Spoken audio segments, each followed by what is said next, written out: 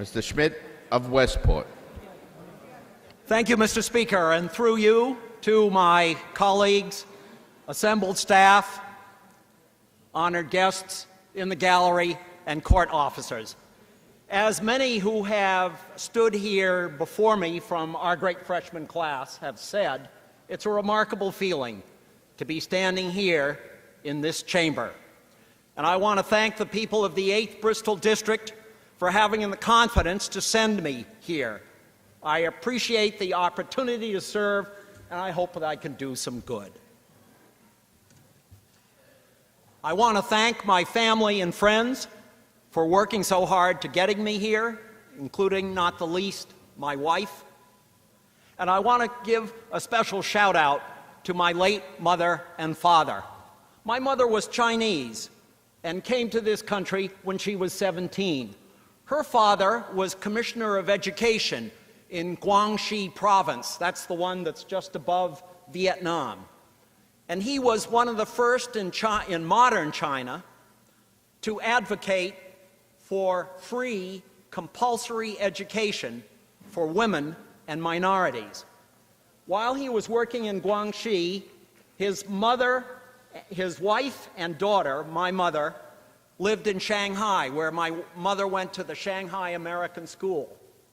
And just after my mother graduated from high school in 1937, the Japanese army invaded China.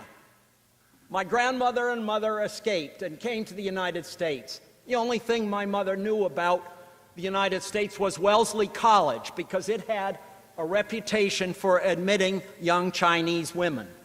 So they came here to Massachusetts, to Wellesley. My father, his father had come here from Germany, came to New York, got a job in the financial services. Unfortunately, during the Depression, my grandfather lost his job and his savings. So there was no money for my father to go to college, as his two older brothers had. So my father put himself to work in a variety of jobs, including selling Fuller brushes. That was one of the initial door-to-door opportunities, and also working at one of the first Howard Johnson restaurants, and that's what brought him to Massachusetts. And on a blind date in 1941, my mother and father met and married a year later and set about creating a life for themselves and their family that really could have only happened in this Commonwealth and in this wonderful country. It's very easy for me to speak about the CPA. Westport has been in the program for 10 years.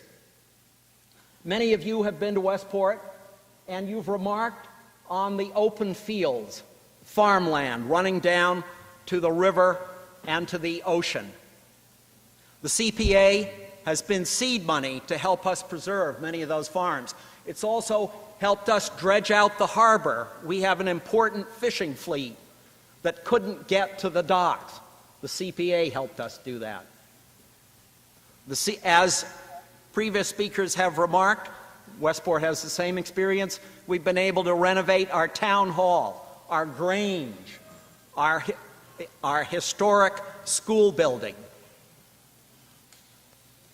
And we're currently using CPA money to help create 53 units of low-income housing. Low-income housing is so important to communities like Westport so that we can keep older people in town. The wonderful features about the CPA for Westport have been that it is entirely locally controlled. No state, no federal finger on the scale. And in addition, it's seed money that's there when opportunities arise. So those two features have really been important to the CPA. But the current bill in front of us expands the CPA in two important ways. One, we're now able to offer the $100,000 residential exemption at the community's option to both commercial and industrial properties. And secondly, we could use CPA money to rehab parks, playgrounds, and athletic fields. And these two features, it seems to me, make this bill really a gateway cities bill. I see that we all know that in communities like Fall River, which I currently represent, and New Bedford, which I hope to have the honor to represent, all our money goes to preserving police, firefighters, and teachers. We have no money for the quality of life issues that are nonetheless, I think, critical to what we want to see happen in the gateway cities. And so, giving the commercial offering the commercial exemption will help small businesses in the gateway communities, and allowing this money to be used for renovation of parks and playgrounds will be so important to Fall River. And so I thank the Vice Chairman from Worthington,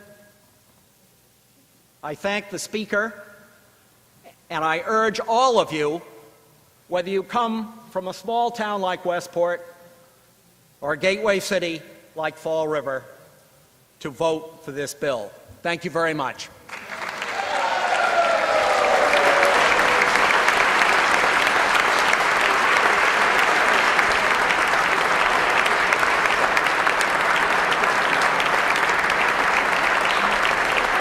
Chair congratulates the gentleman on his maiden speech.